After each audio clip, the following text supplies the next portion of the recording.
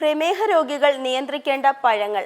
പ്രമേഹ രോഗികളിൽ രക്തത്തിലെ ഷുഗർ നിയന്ത്രണം വളരെ പ്രധാനമാണ്. പഴങ്ങളിൽ കാണുന്ന പ്രകൃതിദത്ത ഷുഗർ ശരീരത്തിന് ആവശ്യമായ എനർജി നൽകുന്നു. എന്നിരുന്നാലും ഗ്ലൈസമിക് ഇൻഡെക്സ് കൂടുതലുള്ള പഴങ്ങൾ അമിതമായി ഉപയോഗിക്കുന്നത് ശരീരത്തിലെ പഞ്ചസാരയുടെ തോത് വേഗത്തിൽ ഉയരാൻ കാരണമാകും. ചെറിയിലെ പഞ്ചസാരയുടെ അളവ് കൂടുതലായതിനാൽ സാധാരണ അളവിൽ മാത്രം കഴിക്കുക.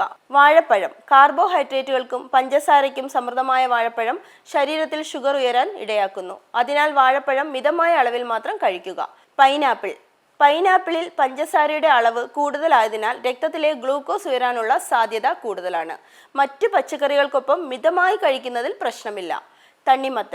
തണ്ണിമത്തനിൽ ഉയർന്ന ഗ്ലൈസമിക് ഇൻഡെക്സ് ഉള്ള ഘടകങ്ങൾ അടങ്ങിയിരിക്കുന്നു. അമിത ഉപയോഗം രക്തത്തിലെ പഞ്ചസാര വേഗത്തിൽ ഉയർത്തുന്നതിനാൽ കുറഞ്ഞ അളവിൽ മാത്രം ഉപയോഗിക്കുക.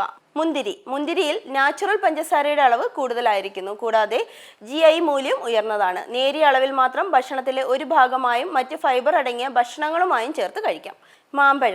മാമ്പഴത്തിൽ പ്രകൃതിദത്ത പഞ്ചസാരയും മറ്റ് പോഷകഘടകങ്ങളും അടങ്ങിയിരിക്കുന്നു. എന്നിരുന്നാലും പഞ്ചസാരയുടെ അളവ് കൂടുതലായതിനാൽ പ്രമേഹ രോഗികൾ ഇത് അമിതമായി കഴിക്കുന്നത് ഒഴിവാക്കേണ്ടതാണ്.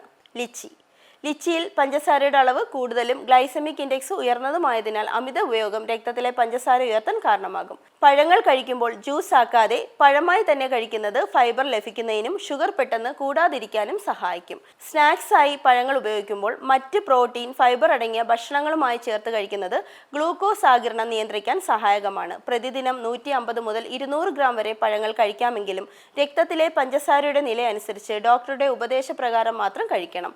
ഓരോ വ്യക്തിയുടെയും ഘടന വ്യത്യസ്തമാകുന്നതിനാൽ ഓരോ രോഗിയുടെയും ശരീരഭാരം, രക്തത്തിലെ പഞ്ചസാര നില, ആരോഗ്യസ്ഥിതി എന്നിവ അനുസരിച്ച് പഴങ്ങളുടെ ഉപയോഗം ക്രമീകരിക്കേണ്ടതാണ്.